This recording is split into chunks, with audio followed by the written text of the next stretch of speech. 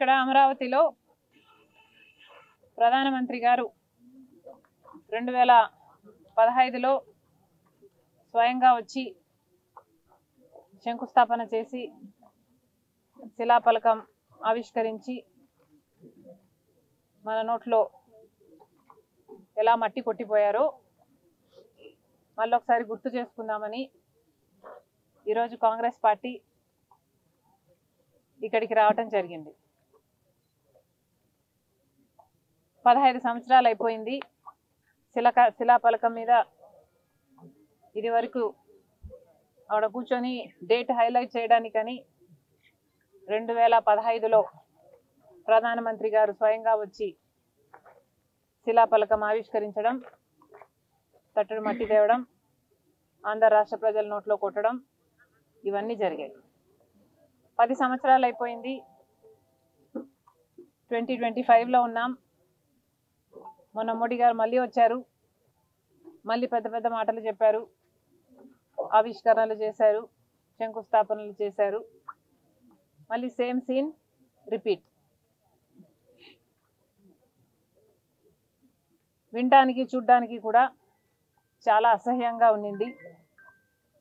మోడీ గారు తాను వేసిన శిలాఫలకాన్ని మర్చిపోయి 10 సంవత్సరాలు దాటిపోయాక మళ్ళీ వచ్చి మళ్ళీ అదే సీన్ రిపీట్ చేయడానికి మోడీ గారికి ఎలా ఉన్నిందో కానీ ఆంధ్ర రాష్ట్ర ప్రజలకు మాత్రం చాలా ఇబ్బెట్టుగా మళ్ళీ ఈయనను నమ్మొచ్చా, మళ్ళీ చంద్రబాబు గారు ఏ బేసిస్ మీద నమ్ముతున్నారు, రాత్రి పడ్డ గోయిలోనే మళ్ళీ చంద్రబాబు గారు పగలు పడుతున్నారు అని అభిప్రాయంలో ఆంధ్ర రాష్ట్ర ప్రజలు ఉన్నారు.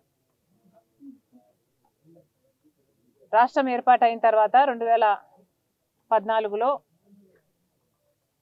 అప్పుడు మనకు కొత్త రాజధాని కావాలి అని చంద్రబాబు గారు 33,000 ఎకరాలు రైతుల దగ్గర నుంచి 29,000 రైతు కుటుంబాల దగ్గర నుంచి భూములు సేకరించి 33,000 ఎకరాలలో ప్లస్ ఒక 20,000 ప్రభుత్వ భూమి అంటే మొత్తం 54,000 ఎకరాలలో అమరావతి రాబోతుందని, అద్భుతమైన గ్రీన్ ఫీల్డ్ సిటీని కడతామని, బెస్ట్ లివబుల్ సిటీని కడతామని సింగపూర్ని, జపాన్ని, ఇస్తాంబుల్ని, ఇంకా జర్మనీని, ఇంకెన్ని చెప్పాడో వీటన్నిటిని మరిపిస్తామని చంద్రబాబు గారు చెప్తే మోడీ గారేమో ఢిల్లీని తలపించే రాజధాని కడతామన్నారు.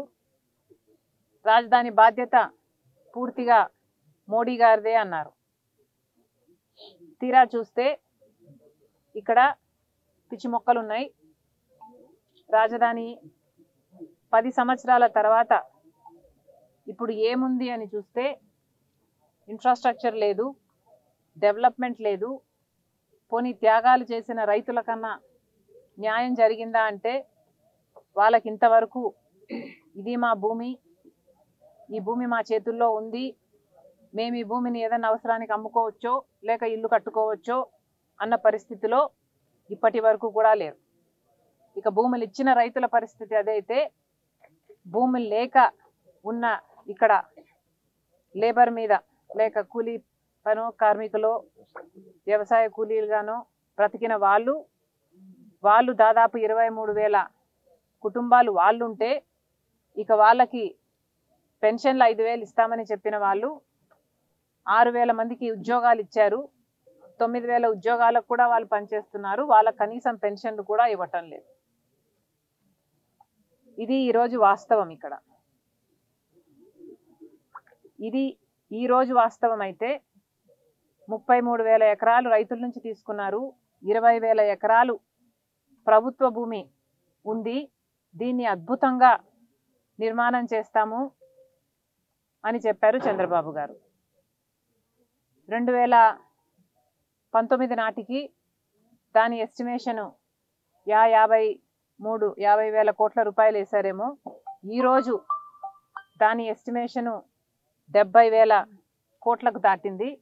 చంద్రబాబు గారు ఇప్పటికీ 53,000 కోట్ల రూపాయలకు సంబంధించిన టెండర్లని ఆమోదం కూడా తెలిపారు.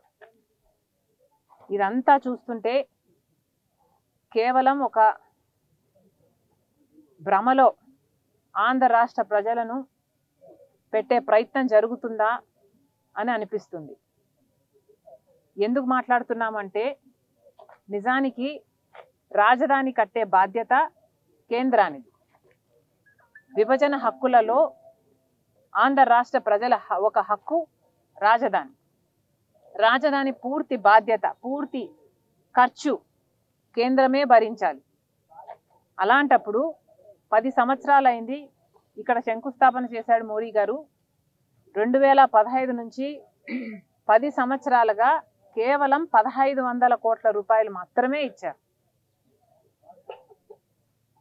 ఇది రాజధాని నిర్మాణం అని అంటారా? మరి ఇక్కడ పిచ్చి మొక్కలు కాకపోతే దీని పరిస్థితి ఏమవుతుంది? ఒక ప్రధాని హోదాలో ఉండి ఇచ్చిన మాట నిలబెట్టుకోకపోతే ఎంత దయనీయంగా ఈరోజు ఆంధ్ర రాష్ట్ర రాజధాని ఉందో మనందరికీ కళ్ళకు కనిపిస్తుంది. ఇప్పటికీ కూడా మన రాజధాని నిర్మాణ బాధ్యత పూర్తిగా కేంద్రానిదే. పూర్తిగా జీరో కాస్ట్ ఆంధ్ర రాష్ట్ర ప్రజల నెత్తిన పడాలి. అసలు మనం కాస్టే గురించి వరియే అవ్వాల్సిన అవసరం లేకుండా ఆంధ్ర రాష్ట్రానికి ఓ రాజధానిని కట్టాల్సిన బాధ్యత కేంద్రానిది. మరి అలాంటప్పుడు ఇప్పటికీ చంద్రబాబు గారు ముఖ్యమంత్రిగా 53,000 కోట్ల రూపాయలకి టెండర్లను ఆమోదం చేస్తే మరి వాటి డబ్బులు ఎక్కడి నుంచి వస్తున్నాయి? World bank, Asian development bank కలిపి 15,000 కోట్ల రూపాయలు వాళ్ళు ఇచ్చిన అప్పుని మేము మా నెత్తిన వేసుకుంటాము అని కేంద్రం ఇప్పుడు చెప్పినట్టు వార్తలు వస్తున్నాయి. మరి దీంట్లో ఏమాత్రం వాస్తవం ఉందో ఇంకా అది నిర్ధారణ కాలేదు. కేంద్ర ప్రభుత్వం దీని గురించి మాట్లాడలేదు. ఇది కాకుండా హడ్కో ఒక 15,000 కోట్ల రూపాయలు, ఇంకో జర్మనీ బ్యాంక్ ఇంకొక 5,000 కోట్ల రూపాయలు, మొత్తం కలిపి 31,000 కోట్ల రూపాయలకు సంబంధించి మోస్ట్లీ అప్పులుగానే ఈ రాజధాని నిర్మాణం కోసం టెండర్లకు పిలిచిన పనుల కోసం ఖర్చు పెట్టే విధంగా ఇప్పుడు కనిపిస్తుంది. 70,000 కోట్ల రూపాయలు ఖర్చు అయ్యేట్టుకుంటే వీళ్ళు అరేంజ్ చేసుకుంది కేవలం 31,000 కోట్ల రూపాయలు. మిగతా 40,000 కోట్ల రూపాయలు ఎలా ఇస్తారు? ఇంకా అది ఎంత అప్పు అవుతుంది, దానికి ఎంత భారం ఉంటుంది అన్నది ఇంకా క్లారిటీ రాలేదు.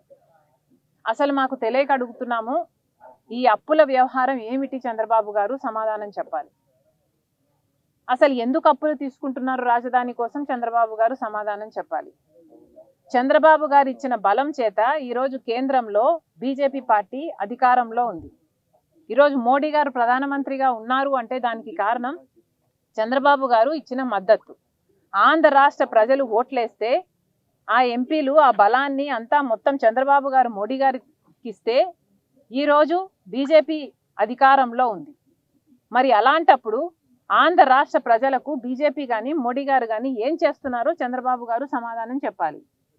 పోలవరం మన హక్కు, ఇలా ఎన్నో హక్కులు ఉన్నాయి. స్పెషల్ స్టేటస్ మన హక్కు, ఇలా ఎన్నో హక్కులు ఉన్నాయి. రాజధాని కూడా ఒక హక్కు. అలాంటప్పుడు ఈ అప్పుల గోల ఏమిటి అని అడుగుతున్నాం. మాకు ఎందుకు ఇలా అప్పులు తీసుకొస్తున్నారు, ఎందుకు ఇలా అప్పులు ఇస్తున్నారు, ఎందుకు ఇలా అప్పులు మా నెత్తిన మా బిడ్డల నెత్తిన ఎందుకు పెడుతున్నారు? చంద్రబాబు గారు సమాధానం చెప్పాలి. ఆంధ్ర రాష్ట్ర ప్రజలు ఇచ్చిన బలం చేత ఈరోజు కేంద్రంలో ఒక ప్రభుత్వం నిలబడే ఉంది. అంతేకాదు, ఒక చంద్రబాబు గారైనా, పవన్ కళ్యాణ్ గారైనా, వైసీపీ అయినా అందరూ కూడా బీజేపీకి మద్దతుగానే ఉన్నారు. ఏదో ఒక రకంగా అక్రమంగానో సక్రమంగానో పొత్తులు పెట్టుకున్న వాళ్ళే. కూటమి కట్టారు చంద్రబాబు గారు, పవన్ కళ్యాణ్ గారు, జగన్మోహన్ రెడ్డి గారు దత్తపుత్రునిగా అక్రమ పొత్తు పెట్టుకున్నారు. ఇలా అందరూ కలిసి బీజేపీకి మద్దతు ఇస్తూనే ఉన్నారు. అయినా కూడా బీజేపీ మనకు కనీసం రాజధానికి ఇవ్వాల్సిన డబ్బులు కూడా ఇవ్వటం లేదు అంటే ఇది ఎంత దారుణము, ఎంత ద్రోహము, ఆంధ్ర రాష్ట్ర ప్రజలను ఎంత భ్రమలో పెడుతున్నారో అర్థం చేసుకోవాల్సిన అవసరం ఉంది. చంద్రబాబు గారు ఇదివరకు కూడా పొత్తు పెట్టుకున్నారు, అప్పుడు విడిపోయారు, మళ్ళీ పొత్తు పెట్టుకున్నారు. చంద్రబాబు గారు పదే పదే చెప్తున్నాము, రాత్రి పడ్డ గోయిలోనే మళ్ళీ పడుతున్నారు అని. అయినా కూడా చంద్రబాబు గారు అప్పులే తెస్తున్నాం, అప్పులతో కడతామని చెప్తున్నారు. కానీ ఇది ఎక్కడే న్యాయం అని అడుగుతున్నాం. అసలు ఎందుకు అప్పులు తెస్తున్నారు? అసలు మీకు ఎవరు హక్కు ఇచ్చారు అప్పులు చేయడానికి?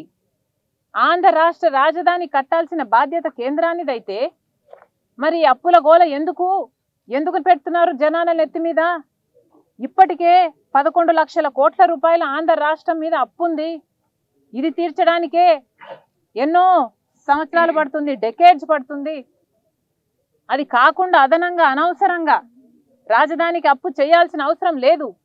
ఇది మన బాధ్యత కాదు, ఇది కేంద్రం బాధ్యత. కేంద్రానికి మీరు మద్దతు ఇస్తున్నారు, మరి అందుకు బదులుగా కేంద్రం మనకి ఏం చేయాలి? కనీసం మీరు కాలర్ పట్టుకొని మేము మీకు మద్దతు ఇస్తున్నాము, మీరు కనీసం మాకు రాజధాని అయినా కట్టరా అని చంద్రబాబు గారు అడలేకపోతుంటే మరి ఎందుకు మద్దతు ఇస్తున్నారో చంద్రబాబు గారు సమాధానం చెప్పాలి. ఇవి ఏవి పట్టనట్టుగా చంద్రబాబు గారు ఒక భ్రమలో అరచేతిలో వైకుంఠం చూపిస్తున్నారు. ఇప్పుడేమో అదనంగా ఇంకో 40,000 ఎకరాలను మళ్ళీ రాజధాని కావాలంటున్నారు. ఇది ఎక్కడి విడ్డూరం అంటున్నాం? చంద్రబాబు గారు ఏమైనా రియల్ ఎస్టేట్ వ్యాపారిగా మారారా? ఆంధ్ర రాష్ట్ర ప్రజలకు అనుమానం వస్తుంది, కాంగ్రెస్ పార్టీ ప్రశ్నిస్తుంది.